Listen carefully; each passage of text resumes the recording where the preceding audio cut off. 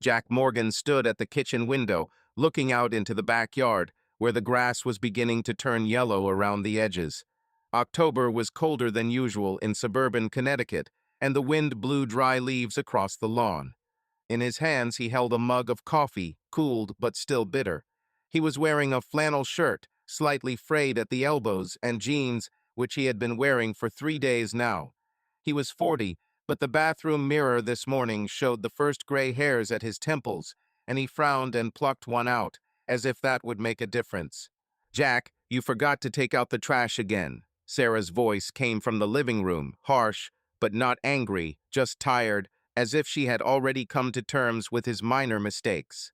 He turned around and placed the mug on the countertop, where crumbs from toast and stains from yesterday's sauce had already accumulated. Sarah sat cross-legged on the couch with her laptop on her lap. Her dark hair was pulled back into a neat bun, and even in her home t-shirt, she looked like she was ready to rush to a meeting at any moment. She didn't look up from the screen. "I'll take it," Jack said, and his voice sounded quieter than he intended. He walked to the trash can, pulled out a full bag, tied it, and headed for the door. The cold air hit his face as he stepped onto the porch. The trash cans lined the driveway, and he tossed the bag into the container and paused for a second, looking at the neighbor's house. There, behind the illuminated windows, silhouettes flashed. A family was gathering for dinner. Someone was laughing. Jack turned away. Returning to the house, he noticed that Sarah was no longer in the living room. The laptop remained on the sofa, the screen still glowing.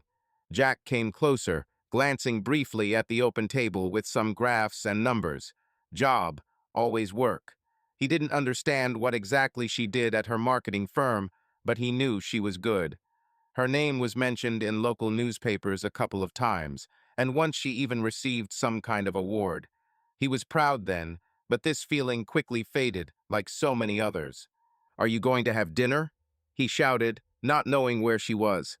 "Already eaten." Her voice came from above, from the bedroom. "There's pizza in the fridge if you want." Jack opened the refrigerator and looked at the box of pizza left over from last night. Pepperoni, which he didn't like, but ordered because Sarah wanted it. He closed the door and took out a beer instead. The cold bottle felt good in his hand, and he sat down at the kitchen table, taking a sip. The silence in the house was almost palpable, interrupted only by the occasional click of a keyboard from the bedroom. Once upon a time, everything was different. He remembered how 12 years ago he and Sarah could sit half the night in this very kitchen, laughing at some stupid thing. He was then witty, quick, someone who always found something to say. Sarah looked at him as a person who could do anything.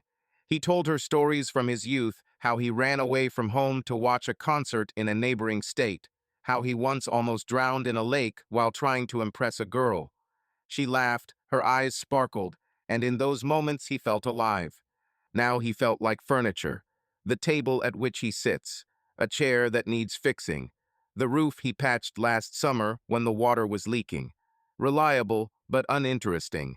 Sarah no longer asked him about the past, and did not laugh at his jokes. She came home, brought with her the smell of the office coffee, paper, other people's perfume, and went into her own world, where Jack had no place. "Jack, can you go to the dry cleaners tomorrow?" Sarah appeared in the doorway, already in her pajamas, but with the phone in her hand. She quickly typed something without looking at him. "Of course," he answered, twirling the bottle in his hands. "What to pick up?" "My blue dress. And a jacket."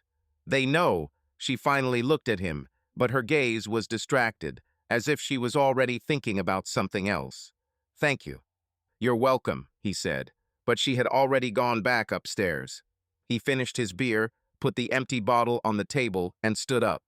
He turned on the TV in the living room, but immediately turned down the volume. There was some old movie on the screen where people were talking too loud and too fast. Jack looked but didn't see.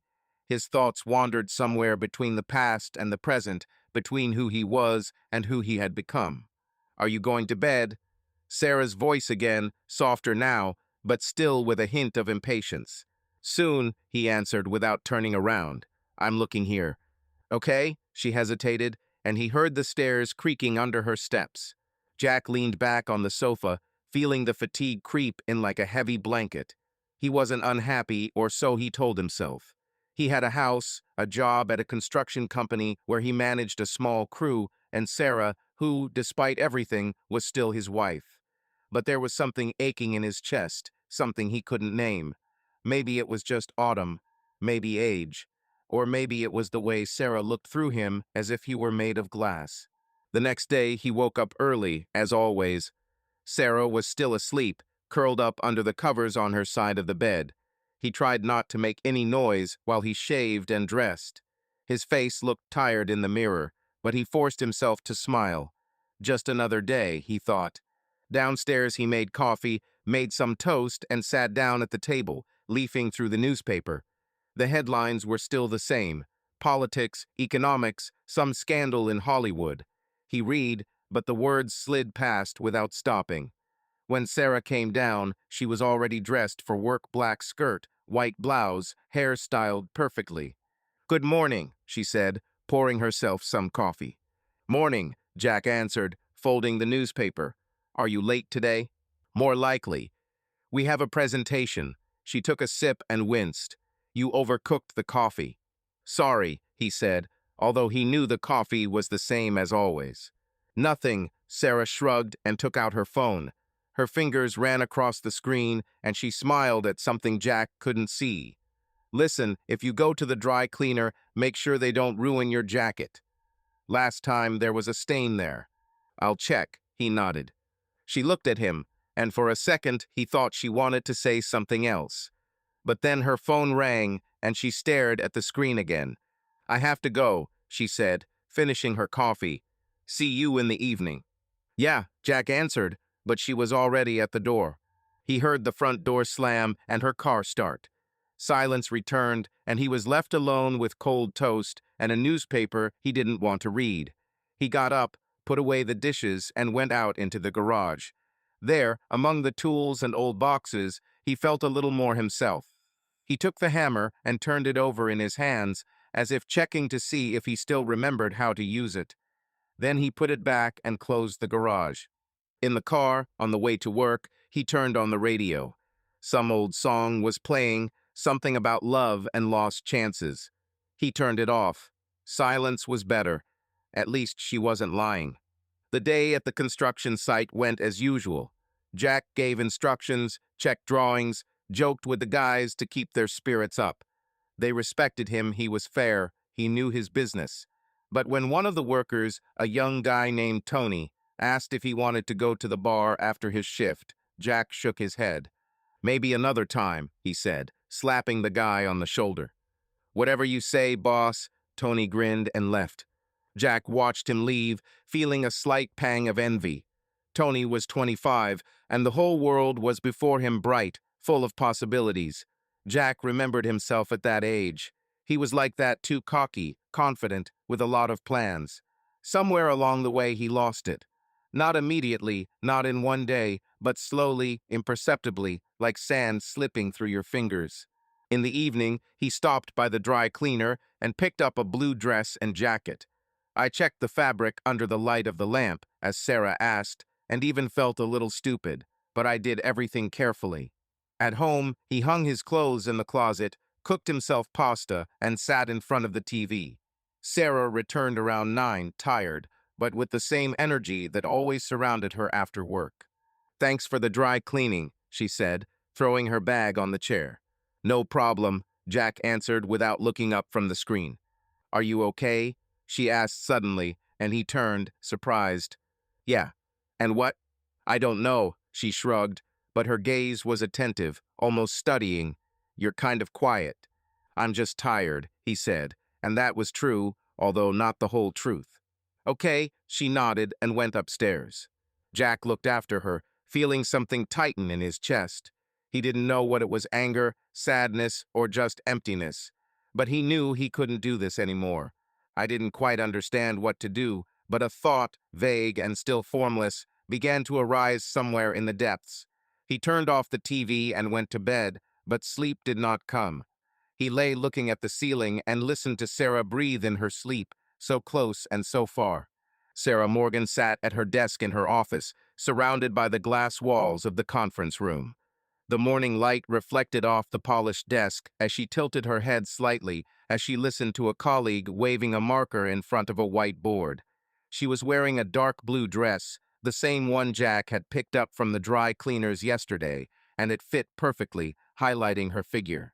Her dark hair was styled in a low bun, and her lipstick bright, but not provocative, made her face look fresh, despite the early hour. At 38, Sarah looked like a woman who knew what she wanted and usually got it. "Sarah, what do you think?" asked Dan, her boss, a man of about 50 with a balding crown and a habit of fiddling with his tie. He stopped at the board where some graphs were drawn and looked at it expectantly. She leaned back in her chair, crossed her arms, and smiled confidently, but with slight irony, as if she already knew the answer, but wanted the others to figure it out on their own. "Dan, it's a good idea, but it doesn't scale," she said, her voice smooth, almost musical. "We can squeeze out 10% growth at best, and that's if the market doesn't swing." "And he will swing. Look at the data for last quarter." She clicked a button on the remote control, and the projector displayed a table of numbers on the wall. The room came alive. Several people began to whisper. Someone began to leaf through their notes. Sarah glanced around her colleagues, lingering on the young guy in the corner who was clearly trying to look busy, but did not know what to say. She suppressed a smile. She loved the feeling of being one step ahead, of having the room in her hands. "So what do you suggest?" Dan frowned, but there was respect in his voice. He knew that Sarah did not waste words. "Let's shift our focus to digital platforms," she replied, standing up and walking towards the board. She took a marker and began drawing arrows, connecting the dots on the graph. "Social networks, targeting, partnerships with bloggers. It's cheaper than traditional advertising and provides greater reach. I've already talked to a couple of influencers. They are ready to sign up if we give them an exclusive." "Exclusive?" asked a woman in a formal suit sitting opposite. "It's risky, Sarah. If they fail, we will lose the budget." "They won't fail," Sarah turned to her eyes narrowing slightly. "I choose those who have a loyal audience. These are not just subscribers, these are people who trust. We can build a campaign in 2 weeks if we start now." Dan nodded, rubbing his chin thoughtfully. "Okay, Sarah, this is your project, but I want to see the plan by Friday." "Already ready," she answered, returning to her place. "I'll send it after lunch." The room hummed with approval, and Sarah allowed herself a small smile. This was her world: quick decisions, clear goals, people who listened. Here she was not just Sarah Morgan, Jack's wife, but Sarah who made things happen. She loved this feeling, this adrenaline, when her ideas were accepted, when she saw her work bring results. This was not the case at home. There was Jack at home, his flannel shirts, his beer in the refrigerator, his silent reliability. She appreciated it, or at least she told herself she did, but it wasn't what made her heart beat faster. After the meeting, she returned to her office, small, but overlooking the city center. On the table lay a framed photograph of her and Jack on the beach about 10 years ago. They laughed and hugged, sand sticking to their feet. She rarely looked at this photograph, but today her gaze lingered. Jack was different then, alive, with a sparkle in his eyes. She frowned, pushing the thought away, and opened her laptop. "Sarah, are you going to lunch?" Kate, her colleague, a red-haired woman with a habit of speaking too loudly, appeared at the door. "Not today," Sarah answered without looking up. "We need to finish the presentation." "You're always working." Kate rolled her eyes, but smiled. "Look, you'll burn out." "I won't burn out," Sarah grinned. "Go eat your salad." Kate left, and Sarah opened the mail. Among the letters was one from Luke Hansen, the art director with whom she had worked on a recent project. Topic: campaign ideas. She opened the letter, and her lips twitched into a smile. Luke wrote briefly, but with the ease that she liked. "Sarah, your plan is fire. Let's discuss over coffee. Today, 3 o'clock downstairs," she answered quickly. "On her way. See you later." She leaned back in her chair, looking out the window. Luke was new to their firm, but had already proven himself. He was tall, with dark hair and a way of speaking that made people listen, and he was charming not in a vulgar way, but subtly, with a smile that promised more than words. Sarah knew she liked him, but she didn't allow herself to think about it too much just yet. It was just a job, just coffee. At home, later, she entered the living room, throwing her bag on the sofa. Jack was sitting at the kitchen table, leafing through some magazine about construction. He was wearing the same flannel shirt as yesterday, and Sarah suddenly felt irritated, although she didn't understand why. "Hi," she said, opening the refrigerator. There was a bottle of white wine, and she took it out, pouring herself a glass. "Hi," Jack replied, looking up. "How is the day?" "Okay," she shrugged, taking a sip. The wine was cold, with a slight sourness. "A lot of work." "As always," he said, and there was no reproach in his voice, but something in it made her stop. "What does it mean?" she asked, turning to him. "Nothing," Jack shrugged, returning to the magazine. "You're just always busy."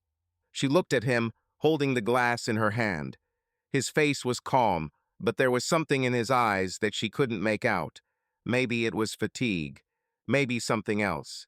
"Jack, if you don't like something, tell me." Her voice was harsher than she intended. "It's okay, Sarah." He closed the magazine and stood up, going to the sink to wash the plate. "I just asked how your day was." She sighed, feeling the tension rise, although she couldn't quite put her finger on why. Maybe because he was so predictable. Always here, always doing what needs to be done. He fixes it, pays, asks how her day is. She knew she should be grateful, but instead she felt something inside her clench. "Listen, I'm tired," she said, putting the glass on the table. "I'll go take a shower." "Of course," he answered without turning around. She went upstairs, leaving him in the kitchen. Under the shower, under the hot streams, she closed her eyes, trying to drive away the irritation. She loved her job, she loved her life, or at least the part that was outside of this house. But Jack, he was like an anchor, holding her in place when she wanted to swim. She didn't want to think about it, but the thought kept coming back. What if things had been different? What if she wasn't bound by this house, this marriage, this man who no longer seemed to see her as the Sarah she once was? The next day, she met Luke at the cafe downstairs in the office. He was sitting at a table by the window, scrolling through something on his phone. When she entered, he looked up and smiled the same smile that made her feel a little warmer. "Sarah Morgan, on time as always," he said, pulling out a chair for her. "Luke Hanson, compliments as always," she replied, sitting down. "What do you have?" "An idea." He moved a tablet towards her, where there was a sketch of an advertising banner. "Look, I thought we could play on emotions. Something simple but catchy." She leaned over the screen, feeling his shoulder lightly touch hers. It was innocent, but she noticed her pulse quicken. They started discussing the concept, and the conversation quickly moved from work to something else: jokes, stories, light flirting that was on the edge, but did not cross it. "You're always so serious in meetings," Luke said, taking a sip of his coffee. "And then bam, and you laugh at my stupid jokes." "They're not that stupid," she answered, smiling. "And I'm not always serious. I just know when to turn on boss mode." "Oh, I noticed." He leaned closer, his voice becoming quieter. "But I like it when you're not in that mode." She felt her cheeks heat up and quickly looked away, pretending to look at the tablet. It was dangerous, but exciting. She didn't want to stop. At home, in the evening, she was back in her armor. Jack was watching TV, some sports match, and barely looked up when she entered. "Will you have dinner?" he asked.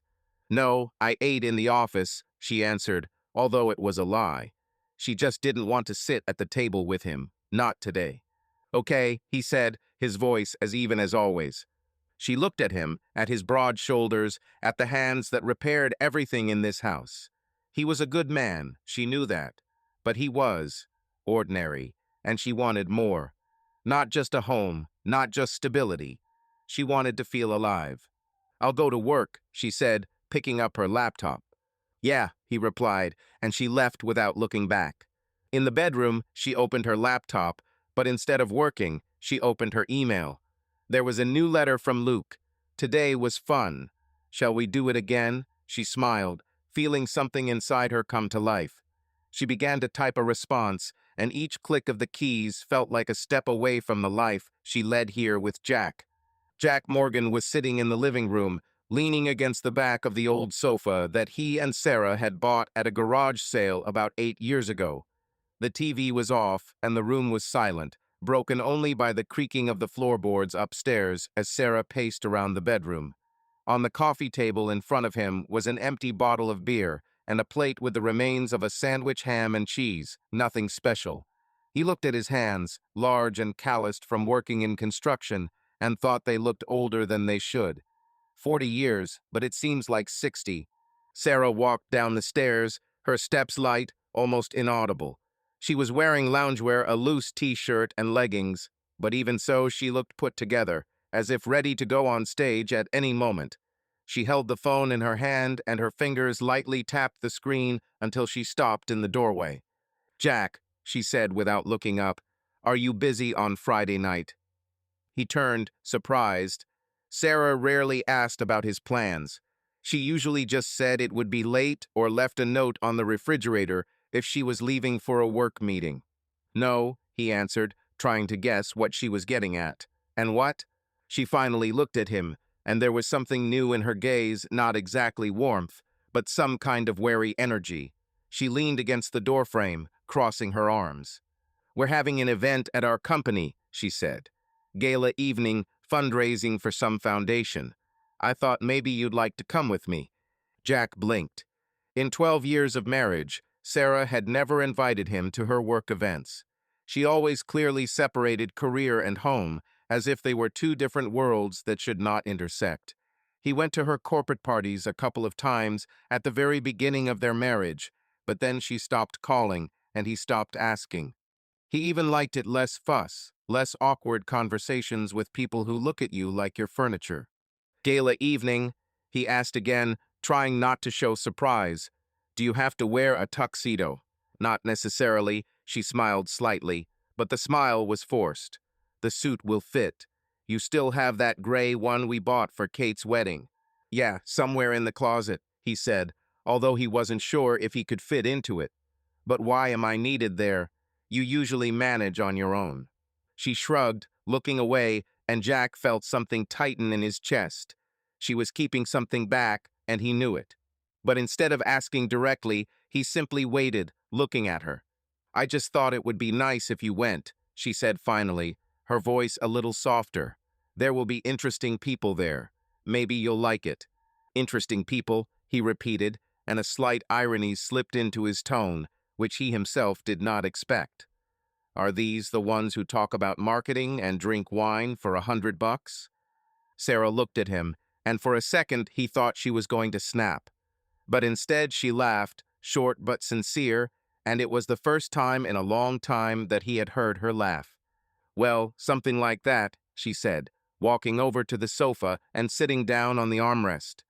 "But there will be music and food. It's not all time to stay at home, Jack." He looked at her, trying to understand what had changed.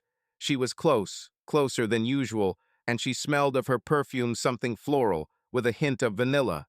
He suddenly remembered how she put on this perfume before their first date, standing in front of the mirror in the tiny apartment they were renting at the time. Then she laughed at his jokes, and he felt like the king of the world. "Okay," he said, clearing his throat. "I'll go. But if all they talk about is how to increase sales, I'll leave in an hour." "Agreed," she replied, and her smile grew wider. "Thank you, Jack." She stood up, turned her attention to the phone again, and went upstairs. Jack remained seated, staring at the empty bottle of beer. He didn't know why he agreed, but something about her invitation struck a chord with him. Maybe it was the hope that she wanted him to be part of her world, or maybe just tired of the monotony. The next day, he found a suit in the closet gray, slightly wrinkled, but still decent.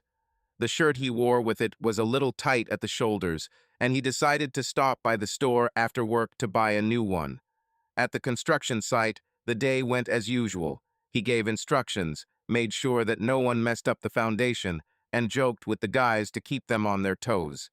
But the thought of Friday was spinning in my head. He imagined Sarah in her evening dress, smiling at strangers, and himself nearby, trying not to look like a stranger.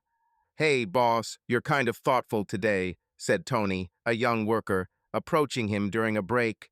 He chewed a sandwich and grinned. "What, your wife forces you to go to the theater?" "Worse," Jack replied, grinning. "For some gala evening." "Wow," Tony whistled. "Is this where everyone is in suits and drinking champagne? Take me, I'll pick up girls there." "Dream," Jack patted him on the shoulder. "There are people like you, they only serve cocktails." "Cruel, boss," Tony laughed, and Jack felt his mood lift a little. But in the evening, when he returned home, the feeling of awkwardness returned. Sarah was in the kitchen, sorting out a delivery from the supermarket. She looked tired but happy, as if the day had gone well. "How's work?" he asked, placing the bag with the new shirt on the chair. "Okay," she answered without turning around. "We closed a deal with one client. Big contract." "Cool," he said, and it was sincere, but she didn't even look at him. "Listen, I bought a shirt for Friday. Will it do?" She turned and her gaze slid to the plastic bag on the chair. "Great," she said, but her voice was distracted. "The main thing is that it is not wrinkled. There will be cameras, you know." "Cameras?" He frowned. "Is this really such a big deal?" "Well, not really," she shrugged, taking a bottle of milk out of the bag. "It's just a well-known foundation, and there will be a local newspaper. Maybe they'll take a couple of photos." "Got it," he said, feeling something shrinking inside. He suddenly imagined himself in these photographs awkward, in a suit that didn't fit right, next to Sarah, who was shining like a star. "Then I'll iron everything in advance." "Thank you," she replied, and again buried her face in the phone that was lying on the countertop. Jack looked at her thin fingers running across the screen, at the slight smile that appeared when she read something. He wanted to ask what was so funny, but instead he just took his bag and went upstairs. In the bedroom, he took out a shirt white, simple but expensive, more than he usually spent on clothes. He hung it next to his suit, looking at them as if they were uniforms for someone else's life. On Friday, he returned from work early to have time to prepare. Sarah was already at home, and the noise of a hairdryer could be heard from the bathroom. He knocked on the door. "I'm home," he said, feeling stupid, as if he had to announce it. "Fine," she shouted over the noise. "I'm almost ready." He went into the bedroom and changed into a suit and shirt. In the mirror, he didn't look too bad, but he still didn't look like himself. He tied the tie on the third try, cursing under his breath. When Sarah came out of the bathroom, he froze. She wore a black dress that was form-fitting and had a neckline that was both elegant and daring. Her hair was down, slightly wavy, and she looked like she stepped off the cover of a magazine. "Well, how?" she asked, turning in front of him. "You look," he hesitated, searching for a word. "Amazing." "Thank you," she smiled, but immediately looked at her watch. "Are you ready? We need to be there in an hour." "Yeah," he said, straightening his tie. "Just tell me what to do there so as not to look like an idiot." "Just be yourself," she replied, but her voice was a little harsher than necessary. "Talk to people, drink wine. It's not that hard, Jack." "Okay," he said, but inside he felt something shrinking. "Be yourself?" He wasn't even sure who it was as he stood in that suit, ready to step into her world. They left the house and Sarah got behind the wheel. On the way, she turned on the radio, but the music was in the background of her conversation on the phone. She was talking to someone from the office, something about guest lists and schedules. Jack looked out the window at the streetlights rushing past and tried to remember the last time they went somewhere together, just like that, for no reason. He couldn't remember. "This will be fun," Sarah said as she ended the call. "True, Jack."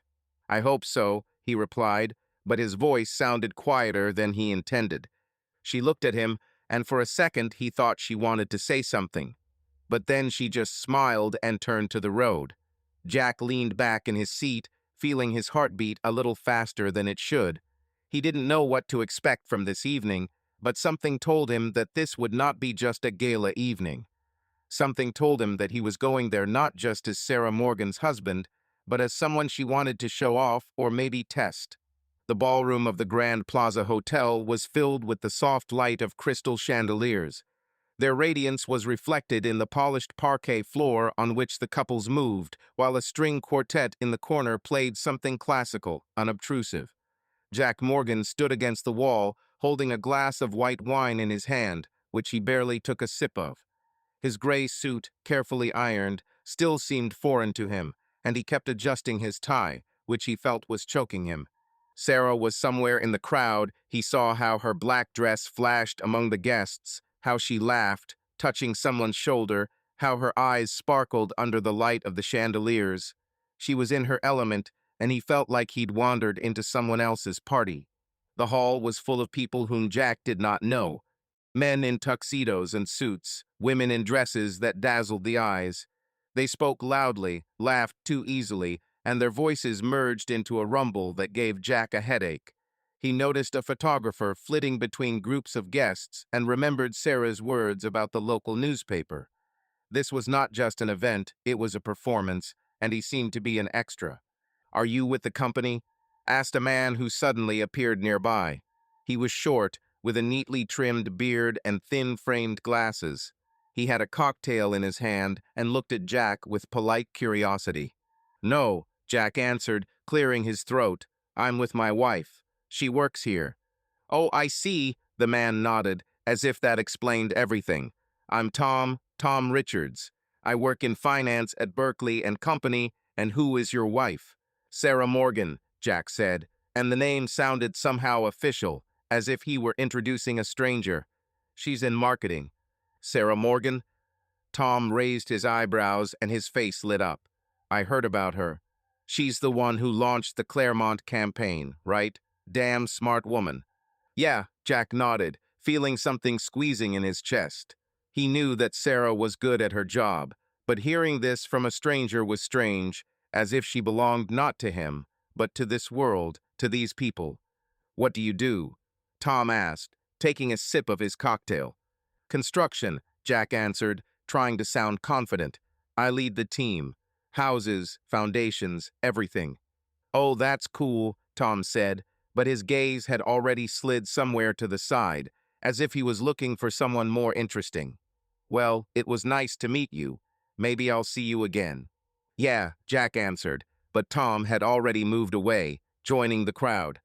Jack took a sip of wine, wincing at the strong taste. He looked at Sarah, who now stood in the center of the group of 5 or 6 people.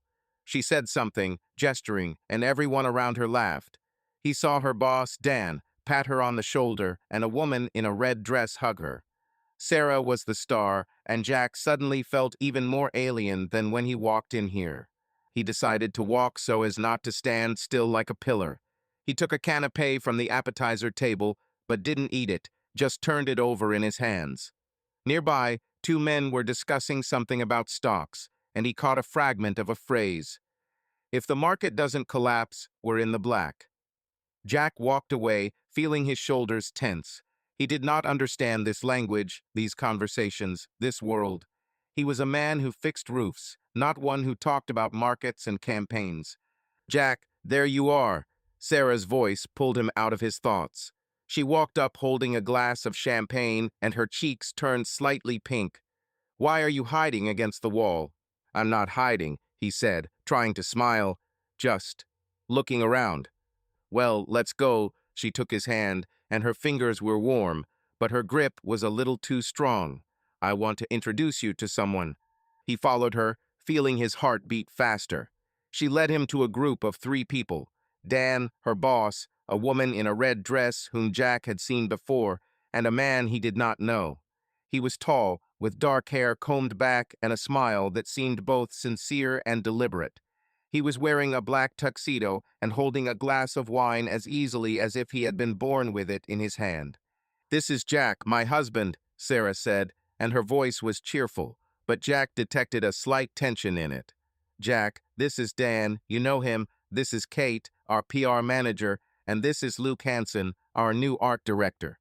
"Nice to meet you, Jack," Luke said, extending his hand. His was strong but not aggressive, and he looked straight into the eyes with the kind of confidence that made people feel either important or invisible. Mutually, Jack answered, trying to keep his voice firm. He shook hands with Dan and Kate, who smiled politely but without much interest. "Sarah told me about you," Luke said, and his smile grew a little wider. "You're in construction, right? This should be interesting." "It happens," Jack answered, feeling the words get stuck in his throat. "Do you draw advertisements?" Luke laughed, and his laugh was loud, infectious. Sarah smiled too, and Jack noticed the way she looked at Luke quickly, but with something he couldn't quite place. "Well, you could say that," Luke replied.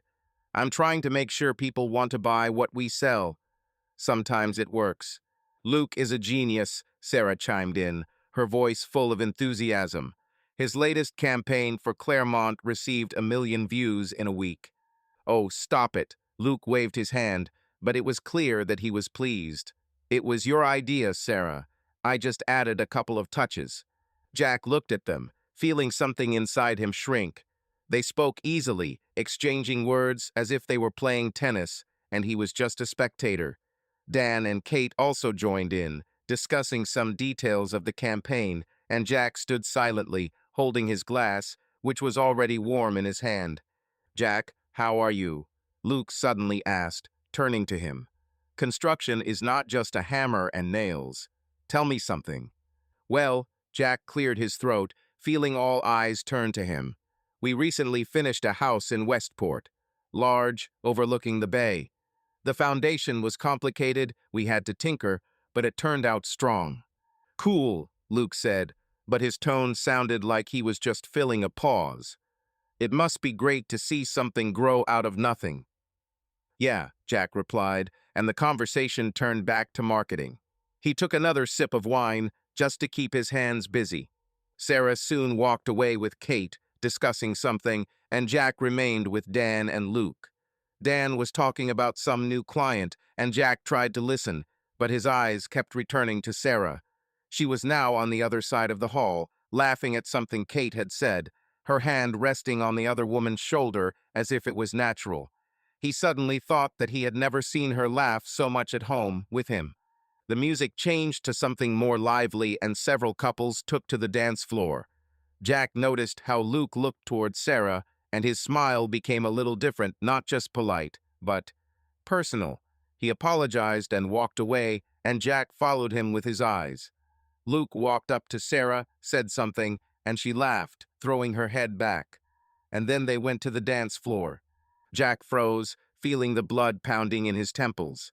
They danced not too close, but not the way strangers dance. Luke held her by the waist, and his hand rested a little lower than it probably should have.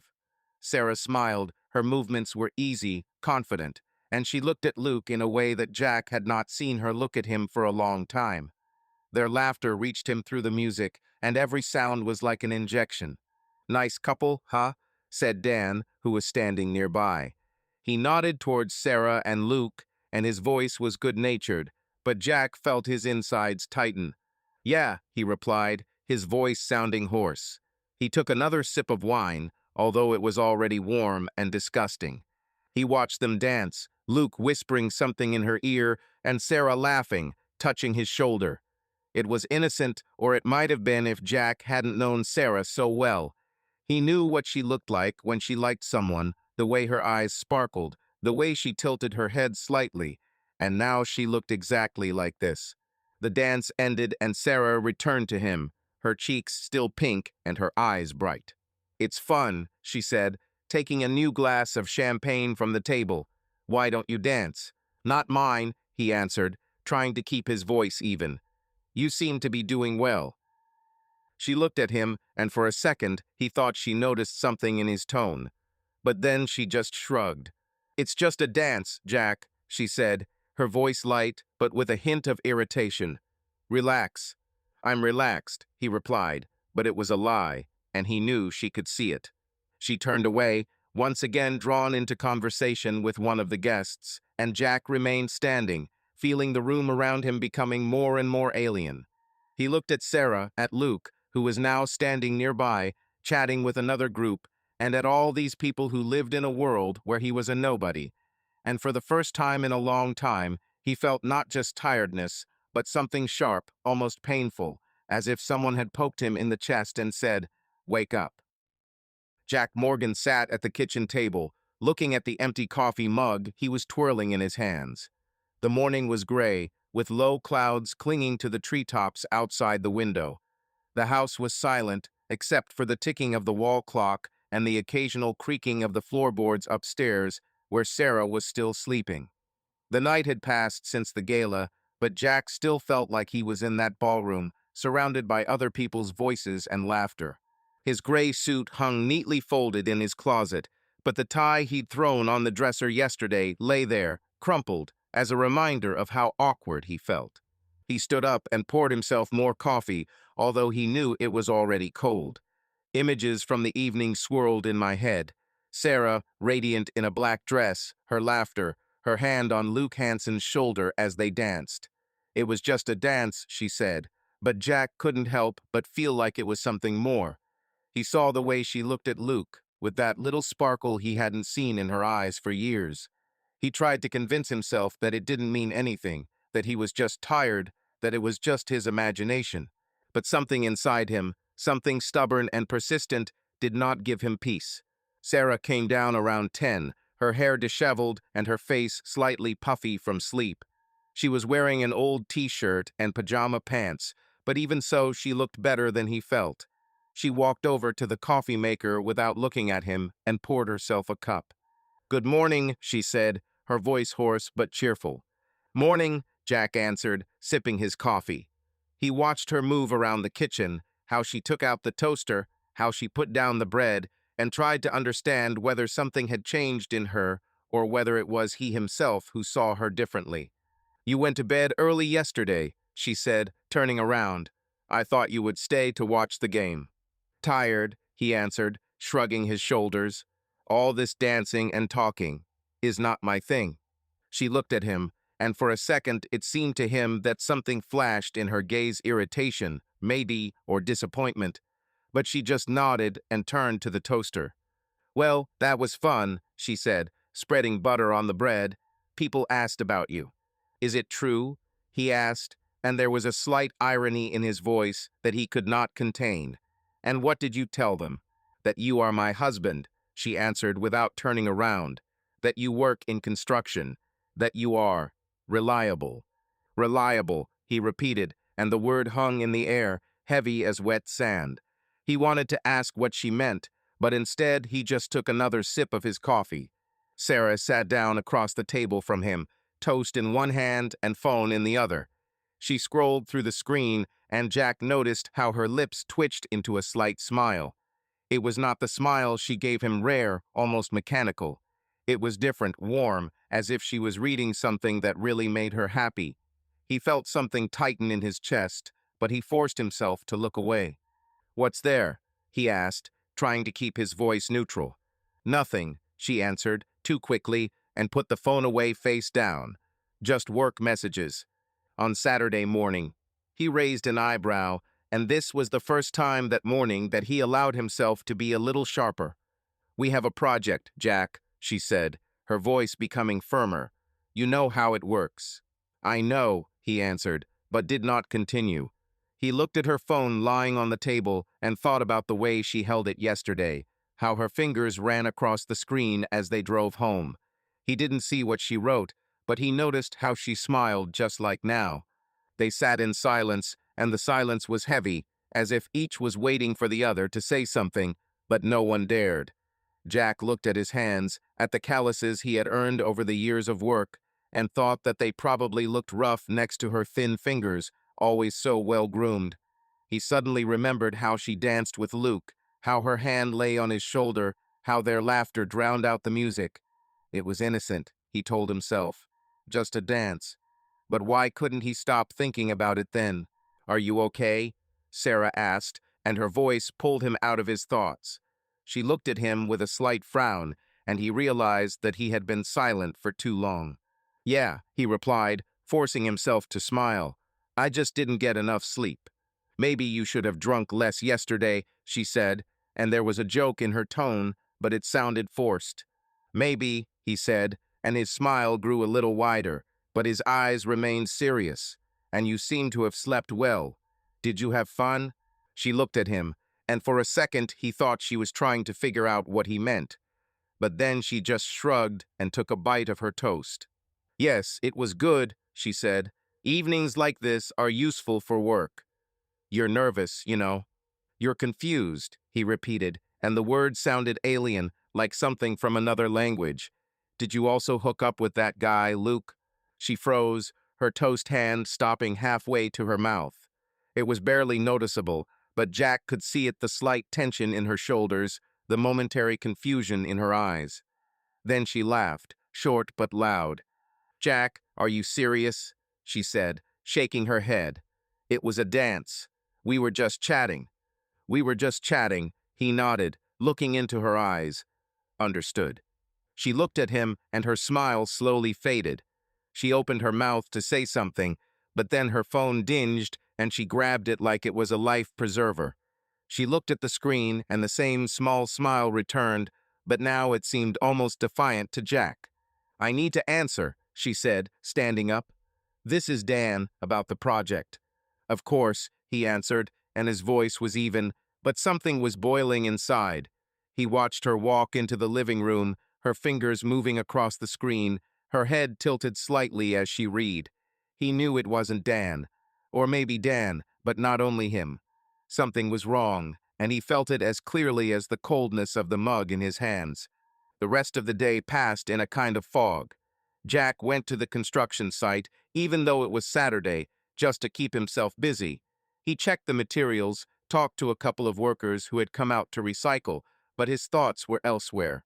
He saw Sarah and Luke, their dance, their laughter, and every time he tried to brush away these images, they returned like annoying flies. He wasn't a man to dwell on suspicion, or so he thought. But now he couldn't stop noticing. When he returned home, Sarah was in the living room, laptop on her lap. She looked at him as he entered, but her gaze was distracted. Where have you been? She asked without looking up from the screen. At work, he answered, taking off his jacket. We had to check something. On Saturday, she raised an eyebrow, and there was a slight mockery in her voice. You always said that weekends are for relaxation. Sometimes you have to, he said, his tone a little harsher than he intended. What, do you work all day? Almost, she answered, and her fingers ran over the keyboard again. Presentation next week. We need to prepare. He nodded, but his gaze fell on her phone, lying next to her on the couch. The screen was dark, but he knew she was checking it every few minutes. He saw it this morning, he saw it yesterday, he saw it every evening this week. And every time she smiled, hiding the screen, as if there was something there that he should not see. Listen, he said, sitting down on the chair opposite. Maybe we can go somewhere today? To the cinema or to dinner? She looked at him, and her eyes widened slightly, as if he had said something unexpected. Today, she asked again. Jack, I'm up to my neck in work. Maybe tomorrow? Tomorrow, he nodded, feeling something settle inside him. Okay. She returned to the laptop, and he sat looking at her concentrated face, at her hands that moved with such confidence. He wanted to say something else, wanted to ask what was happening, why she had changed so much, but the words got stuck in his throat. Instead, he got up and went to the garage. There, among the tools and old boxes, he felt a little calmer. He took the hammer, turned it over in his hands, then put it back. He didn't know what to do with this feeling, this growing anxiety that he couldn't name. He just knew he couldn't just sit there and wait for it to pass. That evening, when Sarah went upstairs, he remained in the living room, looking at the TV but not hearing what was being said. His gaze kept returning to her phone, which she left on the coffee table. He never checked her phone, it was not in his rules. But today he looked at it like a Pandora's box, full of answers he might not want to know. He stood up, walked over to the table, and his hand froze over the phone. He felt his heart pounding in his chest, his blood rushing in his ears. It was stupid, he told himself. It was just a phone, just messages, but he couldn't look away. and at that moment he realized that he could no longer pretend that everything was fine. The crack he noticed yesterday wasn't just in his imagination. She was real, and she was growing. Jack Morgan sat in his pickup truck parked on the side of the road 2 blocks away. The engine was off, and the cabin was cold, but he didn't notice. He was holding a phone in his hands, not his own, but an old spare one that he had found in a dresser drawer a couple of days ago. The screen glowed with screenshots of messages he had made from Sarah's phone the previous night while she slept. The words he read over and over again stung his eyes. "You make me laugh like no one else. I miss our evenings. Jack won't even notice. He's always busy with his own business." These were messages from Luke Hansen, and each one felt like a punch to the gut. He turned off the screen and leaned back in his seat, looking at the dim light of the street lamp shining through the windshield. The morning was damp, with the smell of wet leaves, and Jack could feel the cold creeping under his flannel shirt. He did not sleep almost all night, but there was no fatigue, only clarity, cold and sharp, like a blade. He could have made a scene, shouted, demanded an explanation, but something in him, something deep inside, said, not so. He wanted to act, not react, and now he knew where to start. Jack returned home around 8, when Sarah had already left for work. She left a note on the refrigerator, "I'll be back late, presentation. Don't wait." He looked at the note, at her neat handwriting, and felt the corner of his mouth twitch into a bitter smile. Don't wait, as if he had been waiting. He walked into the living room, where her laptop lay on the coffee table. Sarah rarely left him at home, but today she was apparently in a hurry. Jack opened the lid and the screen lit up, asking for a password. He knew it. She used the same one for everything, a combination of their anniversary and the name of her dog from childhood. He entered the code, and the laptop sprung to life, revealing a desktop littered with folders and files. He didn't know what he was looking for, but he started with an email. There were a lot of emails from Luke, working ones, at first glance, with subject lines like campaign concept or next quarter plan. But Jack noticed that some of them were sent late at night, with short messages that had nothing to do with work. "You were great today. We need to repeat that evening at the bar." He took screenshots, sending them to his old phone through the messenger he installed specifically for this purpose. His fingers moved quickly, but his hands were calm, as if he were doing something mundane, like checking blueprints at a construction site. When he was done with the mail, he moved to the photo folder. There were pictures from work events, meetings, and trips. He found several with Luke. They were standing next to each other, laughing. One of them had his hand on her waist. Jack looked at these photos, feeling something inside him shrink, but he did not allow himself to stop. He copied them onto a flash drive he found in his desk drawer and closed his laptop. "Jack, are you home?" Sarah's voice came unexpectedly, and he shuddered, turning around. She stood in the doorway, holding a bag in her hand. Her hair was slightly disheveled, and her face looked surprised. "Yeah," he answered, trying to keep his voice even. "I decided to stop by and pick up something for work." "You told me you have an object today," she said, frowning. She put her bag on the sofa and looked at him more closely. "Did something happen?" "Nothing," he said, standing up and putting his hands in his jeans pockets. "I just forgot the drawings." "Why did you come back?"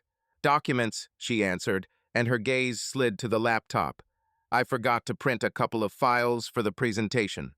"Got it," he nodded, feeling his heart beating faster. He watched her walk over to the desk and open her laptop, wondering if she would notice anything. But she just went into her mail, typed something, and closed the lid. "Are you okay?" she asked, turning to him. Her voice was softer than usual, but there was something wary in it. "Yeah," he replied, forcing himself to smile. "It's just a hard day." "Well, don't overdo it," she said, and her tone was almost caring, but Jack saw her quickly glance at the phone in her bag. "I have to run. Dan is waiting." "Of course," he said, and his voice was level, but inside he felt something boiling. "Good luck with the presentation." She nodded, took her bag and left, leaving behind a slight scent of her perfume. Jack stood motionless, listening to the front door slamming and her car starting. Only then did he exhale, feeling the tension release from his shoulders. He came close to being caught, but this only strengthened his resolve. He had no intention of stopping. That same day, after lunch, Jack stopped by the bank. He sat in the office of the manager, a middle-aged woman named Linda, who spoke with that professional politeness that always made him feel a little out of place. "Mr. Morgan, how can I help?" she asked, adjusting her glasses. "I want to see our accounts," he said, trying to sound confident. "Joint with my wife, and maybe open a separate one." Linda nodded, her fingers running over the keyboard. She turned the monitor so he could see and began to explain. Their joint account, savings, the credit card Sarah used more often than he did.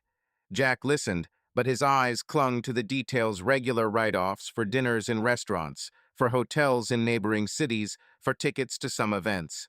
He knew that this was not their common expense. He asked for statements for the last 6 months, and Linda printed them out without asking questions. "What about a separate account?" she asked when they finished with the statements. "Yes," he said. "Something simple, so that I can transfer part of my salary there." "No problem," she replied, and 15 minutes later he had a new account, into which he immediately transferred a small amount, enough to get started, but not so much that Sarah would notice. He thanked Linda and left, clutching the folder with statements in his hand. In the evening, he returned home before Sarah. She wrote that she would be late, and he used this time to continue. He walked into their bedroom and opened her dresser drawer, where she kept all sorts of little things: receipts, business cards, old letters.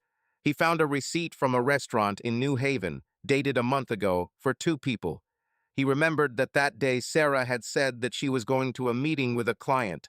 He took a photo of the receipt and added it to his collection on his old phone.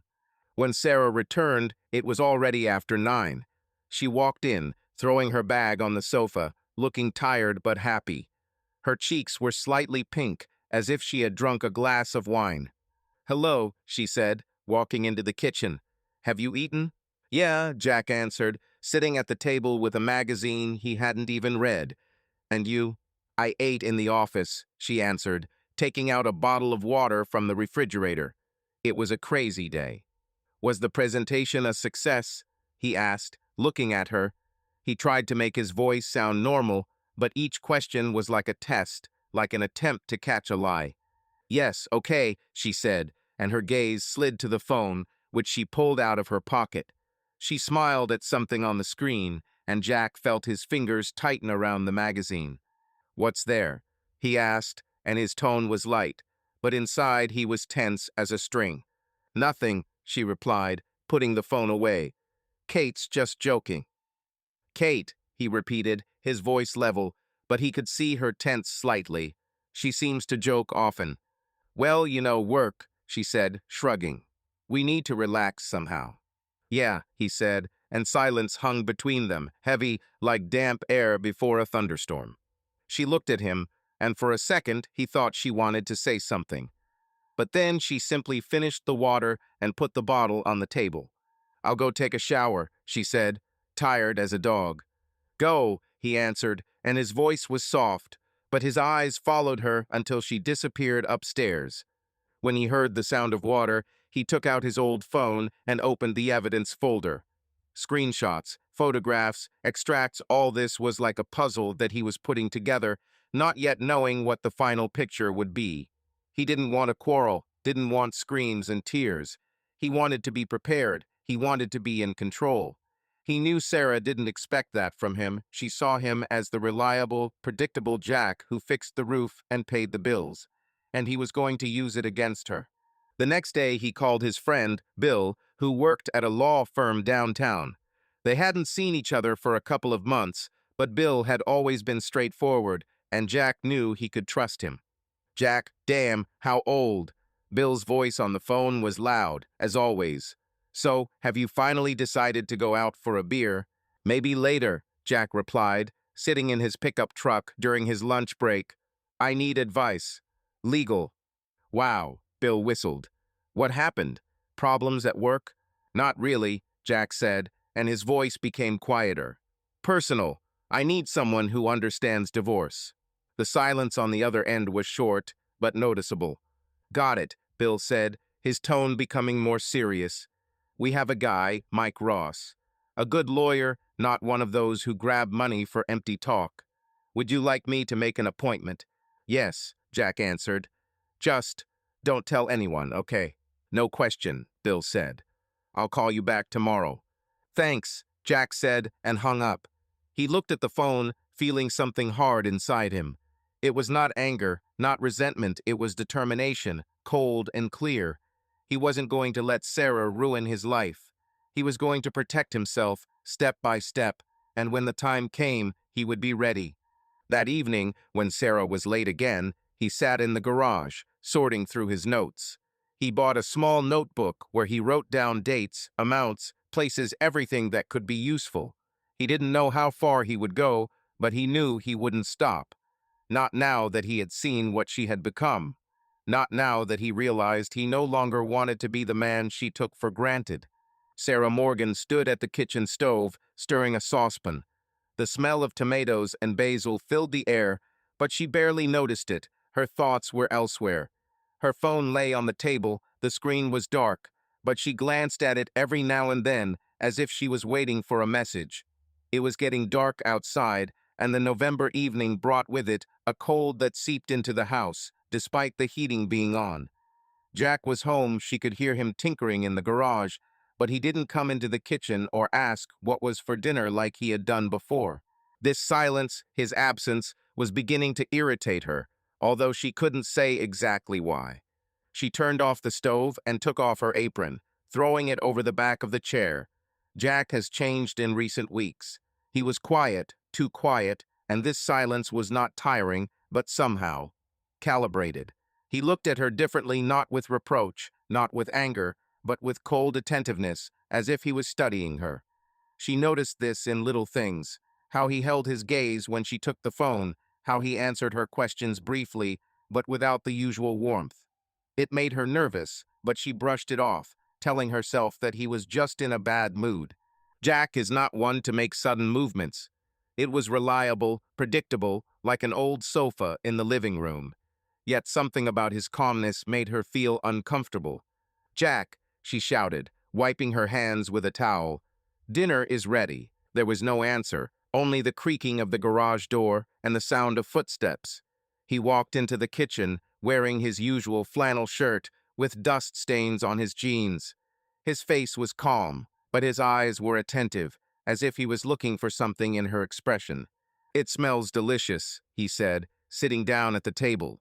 His voice was even, almost soft, but it didn't have the lightness it once had. "Pasta with sauce," she answered, placing a plate in front of him. "Nothing special." "Thank you," he said, taking the fork. He began to eat without looking at her, and this silence, this absence of the usual questions, "How was your day?" or "What's new at work?" was almost tangible. Sarah sat opposite him, holding a glass of wine. She took a sip, feeling the warmth spreading through her chest, but it did not relieve the tension. She looked at Jack, at his broad shoulders, at his hands, which always seemed so strong, so reliable to her. Now they seemed alien, as if they belonged to someone else. "You're late today," she said, trying to fill the silence. "Something at a construction site." "Yeah," he answered without looking up. "Problems with supplies. I had to figure it out."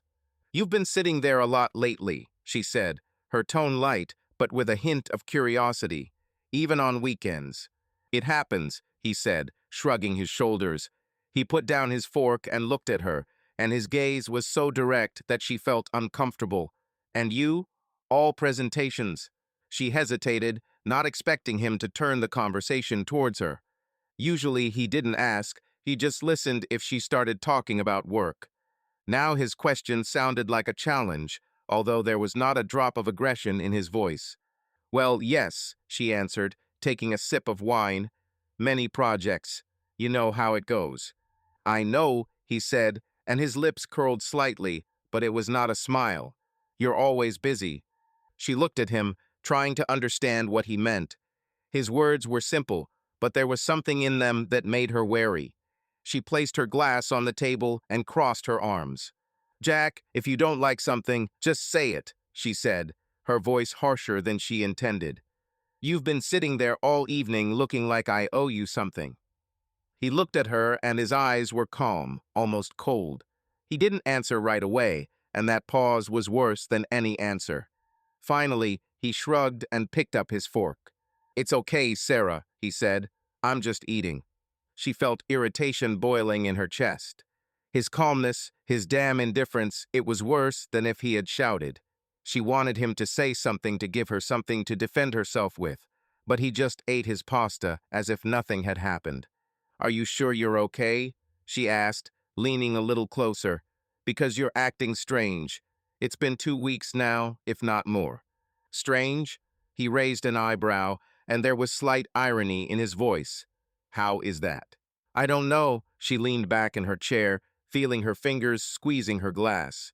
You're distant. You don't talk. You sit in the garage for hours. What are you doing there anyway? I'm cleaning my tools, he answered, and his voice was so even that she almost believed it. Sometimes you need to put things in order. Okay, she repeated, her tone mocking. Jack, you've never been so neat. He looked at her, and for a second she thought he was going to say something harsh. But instead, he simply nodded as if he agreed. Maybe I've decided to start, he said, and went back to eating. Sarah looked at him, feeling her irritation turn to anxiety. She knew Jack. He was the man who fixed everything that broke, who paid the bills, who was always there when she came home. He was not a man who changed. Yet there was something wrong about him, and it scared her more than she wanted to admit. Her phone buzzed, and she grabbed it, almost in reflex. The screen lit up, showing a message from Luke. Today was hell, but you rose to the occasion. Dinner tomorrow? She quickly put the phone away, but noticed that Jack was looking at her. His gaze was attentive, almost studying. Who's there? He asked, and his voice was as smooth as always, but there was something in it that made her heart beat faster. Kate, she answered, too quickly. About work. Kate, he repeated, his eyes never leaving her face. She seems to write a lot. Well, you know, she said, trying to smile. Work doesn't wait. Yeah, he said, and his gaze lingered on her for another second before he returned to his plate. Sarah felt her cheeks heat up. She knew that he did not believe her, but he did not argue, did not put pressure, and that was the worst of all. She wanted him to say something, to give her a chance to explain herself, but he just ate as if nothing had happened. She stood up, picked up her glass, and walked into the living room, feeling her hands tremble. In the living room, she opened her laptop, but instead of working, she answered Luke. Tomorrow won't work, but let's do it this week. She sent the message and closed the lid, looking out the dark window. She knew she was playing with fire, but Luke was like a breath of air. He made her feel alive, wanted, not the Sarah who was returning home to a husband who looked at her like she was furniture. But now Jack looked differently, and it frightened her. She couldn't shake the feeling that he knew something, that he saw more than he said. The next day she stayed late at the office, although she could have left earlier. She sat at her desk, leafing through a presentation she already knew by heart, just to avoid having to drive home. Luke came to see her around 6. His smile was as usual light, but with a hint of something more. Sarah, do you live here? He said, sitting down on the edge of her desk. Let's go have some coffee. Not today, she replied, smiling, but her voice was tense. A lot of work. Work, he said, shaking his head. Do you ever rest? Sometimes, she answered, and her gaze slid to the phone, where there was an unread message from Jack. Will you be late? She didn't answer, which was another small act of rebellion, but now she felt guilty. Is something wrong? Luke asked, leaning a little closer. His voice was soft, almost caring, and she felt her resolve melt. Just housework, she said with a shrug. Nothing serious. Housework, he repeated, and his smile grew a little wider. You know, if you need a distraction, I'm always here. Thank you, she replied, her voice quieter than she intended. She looked at him, at his dark eyes, at his confident smile, and felt something inside her reaching out to him. But then she remembered Jack's gaze, his cold calm, and pulled away. I need to finish, she said, returning to her laptop. See you tomorrow. Whatever you say, Luke said, standing up. But you know where to find me. He left and Sarah was left alone, staring at a screen she couldn't even see. She thought about Jack, about the way he looked at her yesterday, about how he was silent. She knew he wasn't the type to make a scene, but now she wasn't so sure. Something had changed in him, and it frightened her. She brushed it off, telling herself that he was just tired, that he wouldn't dare do anything serious. But deep down, she felt that she was wrong. When she returned home, Jack was in the living room, watching TV, but the volume was muted. He looked up when she entered, and his gaze was just as calm, just as attentive. Hi, she said, throwing her bag on the sofa. Have you eaten? Yeah, he answered, without taking his eyes off the screen. And you? In the office, she answered, and it was a lie, but she was already used to lying. She walked into the kitchen and poured herself some water, feeling his gaze follow her. It was a long time, he said, and his voice was level, but there was a note in it that she could not ignore. Yes, she answered, turning around. The project, you know. I know, he said, and his eyes met hers. You're always busy, Sarah. She felt her heart clench. She wanted to say something, wanted to ask what he meant, but instead she just nodded and went upstairs. She closed the bedroom door and sat on the bed, looking at her phone. There was a new message from Luke. Good night, star. She smiled, but the smile was bitter. She knew she was walking on thin ice, but she couldn't stop. And yet, as she stared into the darkness, she couldn't shake the feeling that Jack, her reliable, predictable Jack, was seeing more than she thought. Jack Morgan sat in his pickup truck parked in an empty lot of a construction warehouse. The engine was off, and the cabin smelled of old leather and the coffee he had finished half an hour ago. On the passenger seat was a folder of papers, bank statements, copies of checks, printed screenshots of Sarah's messages with Luke Hansen. He didn't open the folder, but he knew every page by heart. It was his arsenal, his safety net, and he assembled it with the cold method fullness of a soldier preparing for battle. The November wind blew dry leaves along the asphalt, and Jack looked at them, feeling something hardening inside him, becoming sharp and motionless. At home, he was polite, even attentive, but kept his distance. He asked Sarah about her day, cooked dinner when she was late, but his words were as empty as shells. He didn't want her to suspect that he knew. Not now, when he was so close to completing his plan.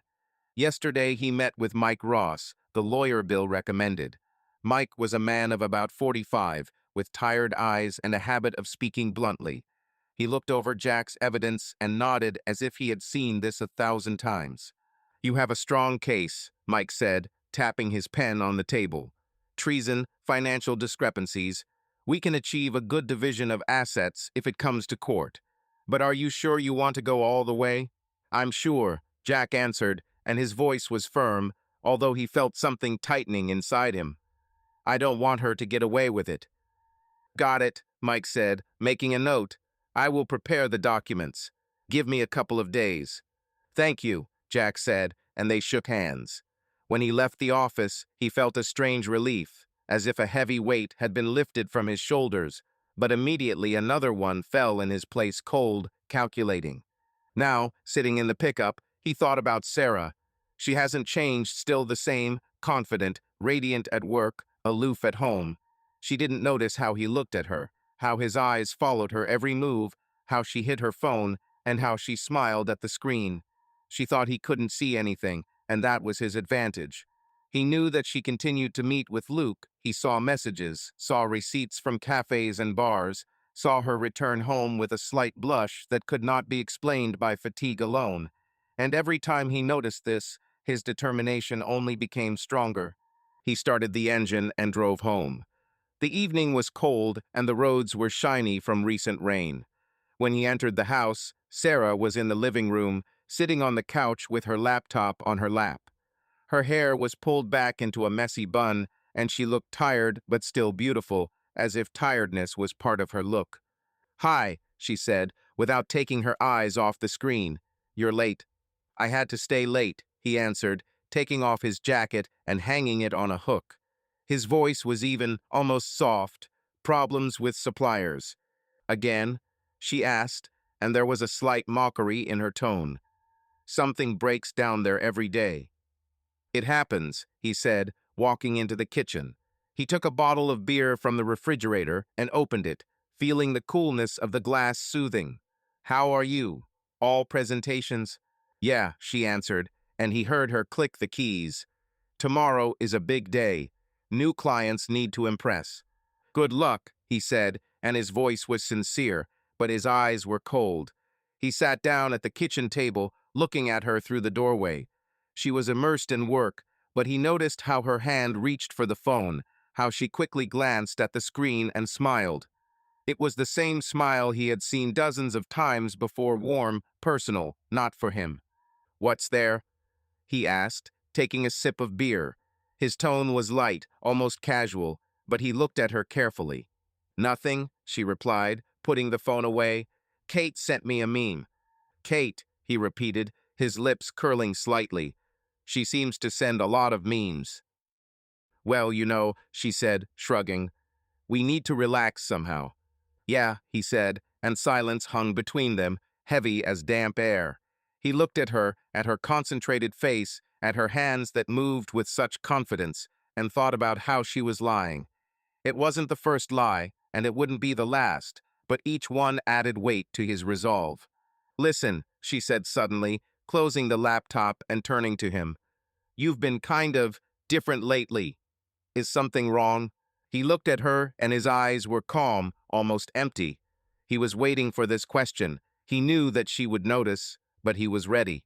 Another, he asked again, and there was a slight irony in his voice. How is that? I don't know, she said, frowning. You are more silent than usual, and you look so strange.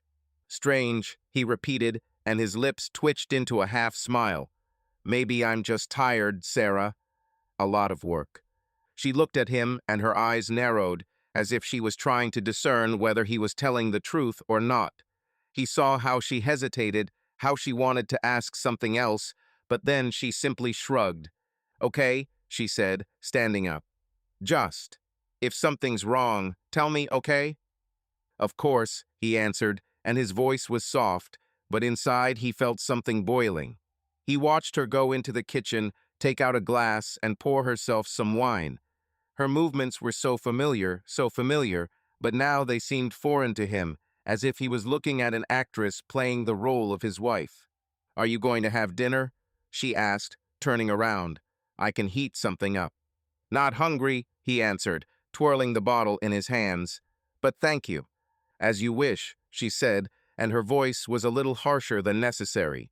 She walked back into the living room, sat down on the sofa, and opened her laptop, but Jack saw her eyes keep returning to the phone. He finished his beer and stood up, feeling the tension in his chest growing. He walked into the garage where he kept his notes. There, in an old metal box, lay his notebook, a flash drive with photographs, and a folder with extracts. He opened the drawer, checked that everything was there, and closed it, feeling strangely satisfied. It was his weapon, his defense, and he knew he would soon use it. The next day he was back at the construction site, but his thoughts were at home. He imagined Sarah going to work, meeting Luke, laughing at his jokes, touching his hand. He knew this was happening. He saw the messages, saw her smiles, saw her return home with that same blush. But he didn't allow himself to get angry. Anger would be weakness, and he couldn't afford it. He was polite, he was calm, and that was his strength. In the evening, he returned home before Sarah. She texted that she would be late, and he used the time to check her laptop. He found a new letter from Luke, sent this afternoon. You were incredible at the meeting. Let's celebrate. Friday night, same bar. Jack took a screenshot, added it to his collection, and closed his laptop.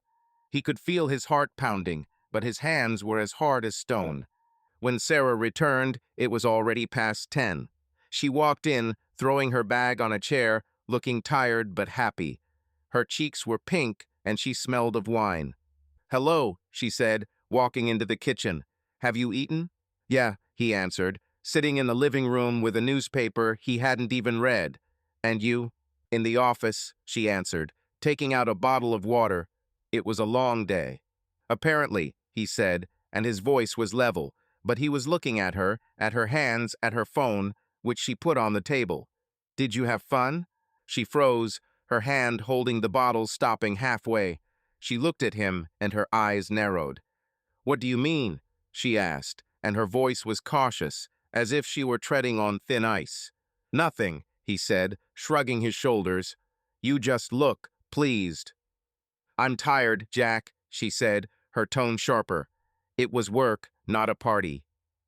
Got it, he said, and his lips curled slightly, but his eyes were cold. He watched her look away, her fingers nervously gripping the bottle. He knew she was lying, and he knew she knew he didn't believe him. But he didn't press. Not now. I'll go to bed, she said, putting the bottle on the table. Good night. Calm, he answered, and his voice was soft, but inside he felt the storm approaching. He watched her go upstairs, her steps fade away, and knew that this calm was the last before everything changed. He was ready, and when the time came, he wouldn't give her a chance. Jack Morgan sat at the kitchen table, looking at the folder of documents in front of him. It was thin, but heavy, as if it contained not just paper, but his entire marriage, all 12 years, compressed into several sheets. On the top sheet was printed, Application for Divorce.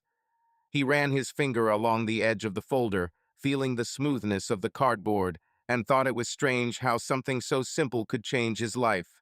It was drizzling outside, and the November evening was gray, just like his mood. Sarah hadn't returned yet, but he knew she'd be home soon. He had been waiting for this moment, preparing for it, and now that it was so close, his heart was beating evenly, like a metronome. He had been a picture of calm in recent weeks. He spoke to Sarah politely, asked about her work, even joked sometimes, but kept his distance, as if there was an invisible wall between them. He saw how nervous she was, how her eyes became wary when he looked at her for too long, but she didn't ask, didn't press. She thought he didn't know anything, and that was his advantage. He collected everything he needed: screenshots of her correspondence with Luke Hansen, photographs, bank statements, checks from restaurants and hotels. His lawyer, Mike Ross, said that's enough to give him a strong position in court. But Jack didn't want a trial. He wanted it to end quickly, cleanly, and for Sarah to understand what she had lost. The door slammed, and he heard Sarah's footsteps in the hallway. She walked into the kitchen, throwing her bag on a chair, looking tired, but as collected as always. Her dark hair was slightly damp from the rain, and her cheeks were pink, as if she had just drunk a glass of wine. She looked at him, at the folder in front of him, and her eyebrows raised slightly. Hi, she said, opening the refrigerator. Have you eaten? Yeah, he answered, his voice even, almost soft. And you? In the office, she answered, taking out a bottle of water. She turned to him, and her gaze lingered on the folder. What is this? Jack looked at her, and his eyes were calm, but there was something in them that made her freeze.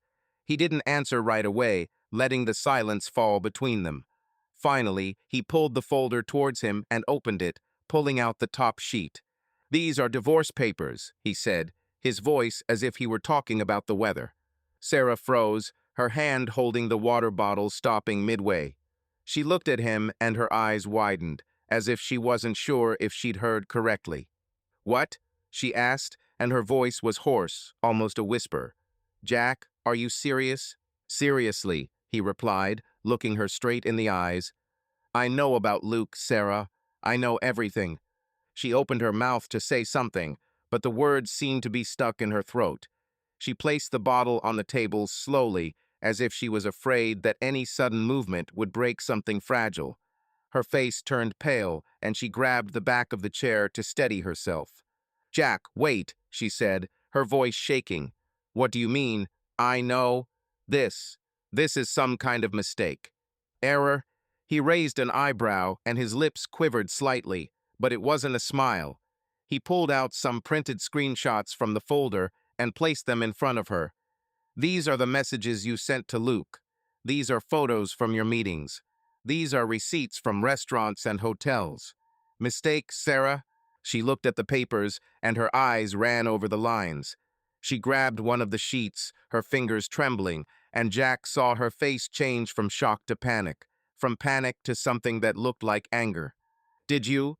Did you go through my phone? She asked, her voice getting louder. Were you spying on me? And you lied to me, he answered, and his voice was cold as steel. For months, Sarah, maybe longer, so don't make me a villain.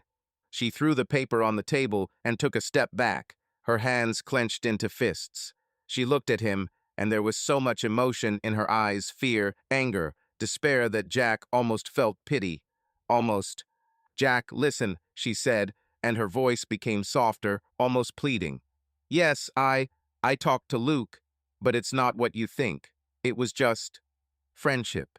We worked together, we spent a lot of time, and friendship, he interrupted, his tone sharp, but he did not raise his voice.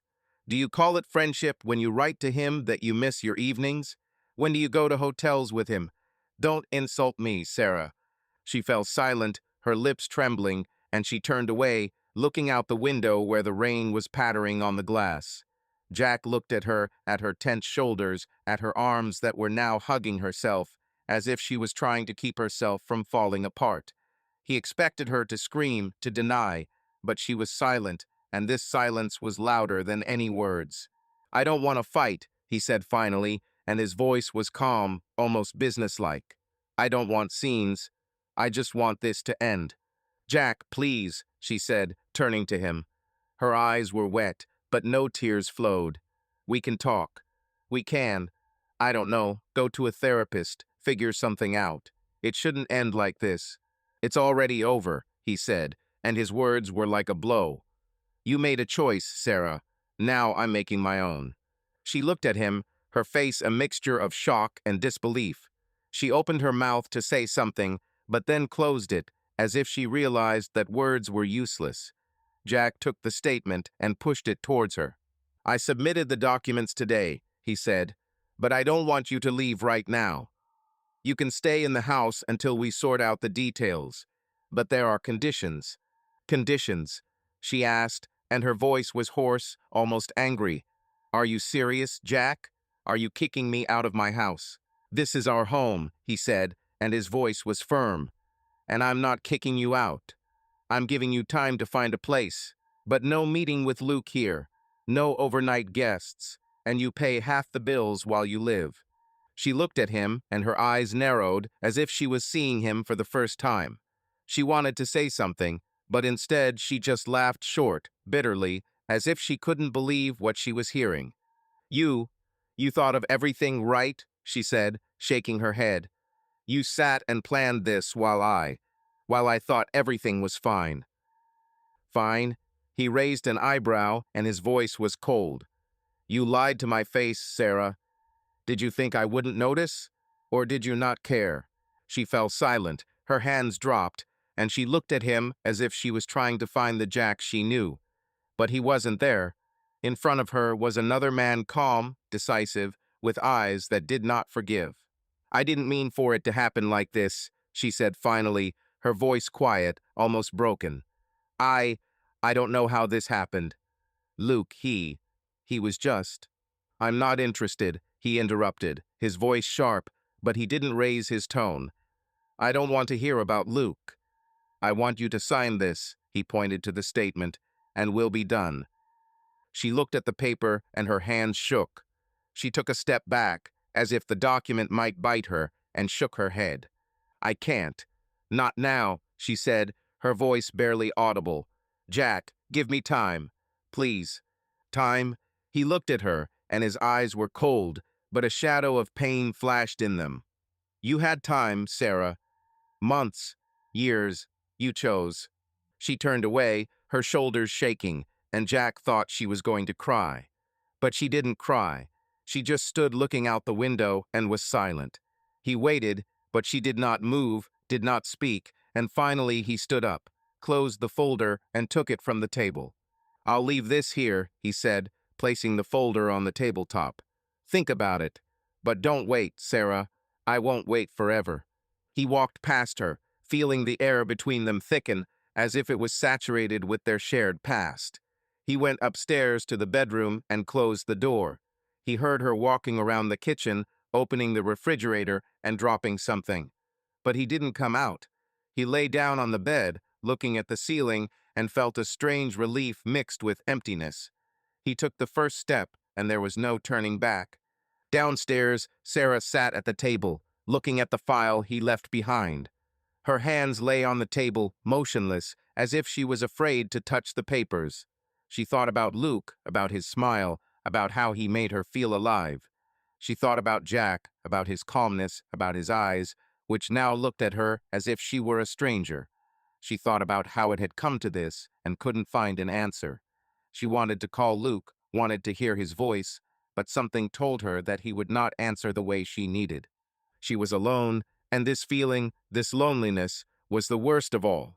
She stood up, took a glass and poured herself some wine, but did not drink it. She simply held it in her hand, looking at the folder, and felt her world crumble, slowly but inexorably. Sarah Morgan sat on the living room couch, looking at the file of divorce papers that Jack had left on the kitchen counter.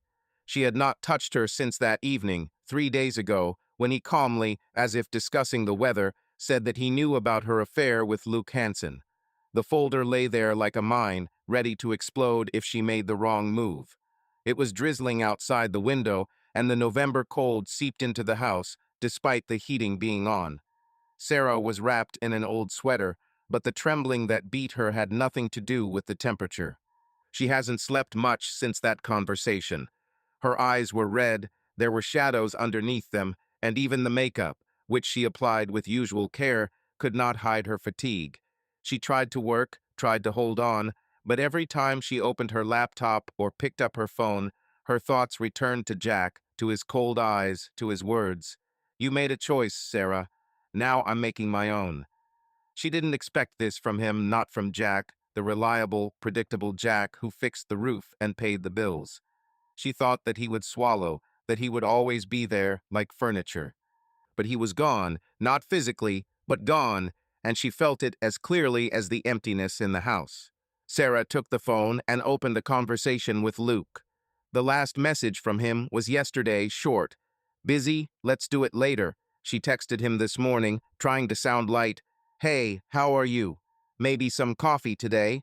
But he didn't answer. She looked at the screen, feeling something heavy squeezing in her chest. Luke was her outlet, the person who made her laugh, feel wanted, alive. But now that her world was falling apart, he didn't seem to want to be there. She dialed his number, not giving herself time to change her mind. The phone rang for a long time, and with each ring her heart beat faster. Finally, he answered. "Sarah," his voice was cheerful, but with slight wariness. "What's happened?" "Nothing," she said, trying to keep her voice light. "I just wanted to talk. Are you free?" This is not a good time," he said, and she heard noise in the background, voices, laughter, the clinking of glasses. "I'm at a meeting with a client. Maybe tomorrow?" "Tomorrow," she repeated, and her voice trembled. "Luke, I really need to talk. This is important." He paused, and this pause was like a knife. Finally, he sighed. "Sarah, listen," he said, and his tone became softer, but there was something evasive about it. "I know you're having difficulties right now, but I'm not sure I can be what you need. You understand?" She felt her throat tighten. She wanted to scream, to say that he had no right to say that he was part of this, that he promised her evenings, laughter, something more. But instead, she simply said, "Understand." "Okay," he said, and his voice became lighter, as if he had lifted a weight. "Let's call you later, okay? Take care of yourself." "Yeah," she replied, and hung up without waiting for his answer. She looked at the phone, feeling tears sting her eyes, but she didn't let them fall. She hadn't cried since that evening, and she wasn't about to start now. She stood up, walked into the kitchen, and poured herself a glass of wine. The wine was cold, slightly sour, but it didn't help.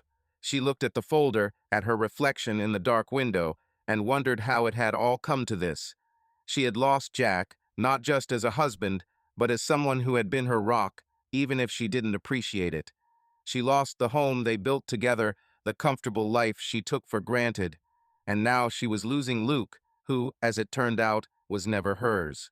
She returned to the living room, sat on the sofa, and opened her laptop. Work was the only thing that kept her afloat, but even there she felt like everything was slipping away. Her last presentation didn't go as smoothly as she had hoped, and Dan, her boss, noticed that she was distracted. She tried to concentrate, but every time she saw Luke in the office, his smile, his easy jokes, she felt something inside her break. He acted as usual, but now she saw that it was a game he didn't want anything serious, and perhaps he never did. "Sarah, are you okay?" asked Kate, her colleague, the next day in the office. They sat in the cafeteria, and Kate looked at her with that mixture of curiosity and concern that always irritated Sarah. "Yeah," she answered, stirring her coffee. "I'm just tired." "You look like you haven't slept in a week," Kate said, leaning closer. "Is there something at home?" Sarah looked at her, and for a second she wanted to tell her everything about Jack, about Luke, about the divorce. But instead, she simply shook her head. "Nothing like that," she said, forcing herself to smile. "It's just a lot of work." "Well, if anything, I'm here," Kate said, but her tone was as if she already knew that Sarah wouldn't open up. "Thank you," Sarah replied, and returned to her coffee. She felt the walls around her tightening, as if her entire world, which she had so carefully built, was collapsing, and she could do nothing about it. That evening she returned home and Jack was there in the kitchen, drinking coffee. He looked at her when she entered, and his gaze was as calm, as cold as the evening when he submitted the documents. "Hi," she said, throwing her bag on the chair. Her voice was hoarse, and she knew she looked terrible, but she didn't care. "Hi," he replied, and his voice was even almost polite. "Did you sign?" She froze, her hand stopping on the refrigerator door. She knew what he meant, but the question still hit her like a slap in the face. "Not yet," she said without turning around. I I need time." "Time," he repeated, and there was a slight irony in his voice. "How much do you need, Sarah? Week? Month?" She turned to him, and her eyes narrowed. She wanted to scream, to say that he had no right to put pressure on her, that he did not understand what she was going through. But instead, she simply said, "I don't know, Jack. It's not that simple." "It's simple for me," he said, and his eyes were cold, but a shadow of pain flashed in them. "You made a choice. I'm making my own." She looked at him, and her throat tightened. She wanted to say something, wanted to explain, but the words wouldn't come. She just stood there, feeling her hands shake, and knew he was right. She made a choice, and now she had to live with the consequences. "I'll talk to a lawyer," she finally said, her voice barely audible. "Next week." "Okay," he said, and stood up, putting the mug in the sink. "I'll be in the garage if anything happens." He left, and Sarah was left alone, staring at the empty table. She felt her world falling apart and didn't know how to stop it. She lost Jack, she lost Luke, she lost herself. And now, standing in this kitchen, which had once been their home, she realized that she was left with nothing. She walked into the living room, sat down on the sofa, and opened the phone. She texted Luke, "We need to talk. Please." But there was no answer, and she knew there wouldn't be one. She closed her eyes, feeling the loneliness roll in like a wave, and for the first time in a long time, she allowed herself to cry. Jack Morgan stood on the balcony of his new apartment, holding a mug of coffee in his hand. The morning air in Portland, Maine, was crisp, with a slight tang of salt from the nearby ocean. The city was waking up. Cars were honking in the street below, and the coffee shop across the street had already opened its doors, releasing the aroma of freshly brewed espresso. The apartment was small, one-bedroom, a kitchen combined with a living room, and this tiny balcony, where a chair could barely fit. But she was his, and this feeling of a new beginning, was like a sip of cold water after a long run. 3 months have passed since the evening when he filed divorce papers with Sarah. He signed them a week later, without looking her in the eye, and moved away, leaving the house they had shared for 12 years. The divorce was quiet. Sarah didn't argue, didn't cling, and it was almost worse than if she had screamed. She stayed in the house while she looked for a new place, and Jack packed his things into 2 suitcases and left. He didn't want to stay in Connecticut, where every corner reminded him of the past. Portland was a random choice, a city he'd seen on a postcard and mentioned to a friend one day. But now he was here, and it was right. Jack finished his coffee and walked into the living room. The apartment was almost empty, a sofa bought at a thrift store, a small table on which his guitar sat, and boxes that he had not yet sorted. There was one photograph hanging on the wall, him, young, on the lake, with a fishing rod in his hands, smiling as if the whole world was his. He found it in an old album and hung it up to remind himself of who he was before he became a shadow in his marriage to Sarah. The job was found quickly. His experience in construction was in demand, and he got a job as a foreman at a local company that built cottages on the coast. The work was hard, but honest, and Jack found comfort in it. His colleagues liked him, his calm confidence, his ability to joke at the right moment made him one of their own. After his shift, he sometimes went to the bar with them, drank beer, listened to their stories about their wives, children, and unsuccessful dates. He didn't talk about Sarah, didn't mention the divorce. This was his past, and he wanted to leave it there. "Hey Jack, are you with us today?" asked his coworker, Matt, a young guy with a tattoo on his forearm, as they finished their shift on Friday. "There's live music at Mayak. It'll be cool." "Maybe," Jack answered, wiping sweat from his forehead. "But I promised myself a run. If I have time, I'll drop by." "A jog?" Matt grinned. "You're quite an athlete, old man." "Old man?" Jack laughed, slapping him on the shoulder. "I'll overtake you on the highway, kid." Matt laughed, and Jack felt something in his chest become lighter. He began to run again, as in his youth, when he would rise at dawn and rush along the paths, feeling the wind in his face. In Portland, he found a park by the bay where he ran in the mornings, listening to oldies rock through his headphones. This was his time, his way to reclaim himself. He felt his muscles getting stronger, his breathing becoming deeper, his body, which he had neglected over the years of marriage, coming to life again. In the evening, he took out a guitar. It had been in the corner, covered in dust, when he arrived, but now the strings were new, and he played almost every day. He wasn't a virtuoso, but he knew a few chords, old songs that he sang in college to impress the girls. He played Wonderwall, humming softly, and smiled, remembering how Sarah had once laughed when he tried to play her something romantic. She was different then, or maybe he was different. It didn't matter now. The next day, he went to a gym he found a couple of blocks from his house. It was not a fashionable fitness club, but an old room with the smell of rubber and iron, where people like him gathered, people who wanted to work on themselves and not show off. The trainer, a big guy named Roy, showed him the ropes, and Jack began lifting the barbell, feeling his muscles protest but obey. After practice, he sat in the locker room, wiping off his sweat, and Roy approached him. "Not bad for a newbie," Roy said, grinning. "How old are you, 40? 41, Jack answered, smiling. "But I'll still run." "I believe," Roy said, clapping him on the shoulder. "Come Wednesday, we will spar here. Maybe you can try." "We'll see," Jack said, but he liked the idea. He hadn't fought since high school, but the thought of blowing off some steam was tempting. He met a couple of guys at the gym: Danny, a mechanic with a loud laugh, and Lisa, an accountant who joked that the barbell was her best therapist. They started chatting after practice, and Jack soon discovered that he had real friends, not the ones back in Connecticut, connected to Sarah and their past life. One day, Lisa invited him to dinner at her place, where a small company gathered. Jack brought beer, joked, told stories from the construction site, and by the end of the evening, he realized that he was laughing like he hadn't laughed in years. "You're a normal guy, Jack," Danny said as they went out on the porch to smoke. "Why haven't you hung out with us before?" "Life," Jack answered, shrugging. "Sometimes it goes in the wrong direction."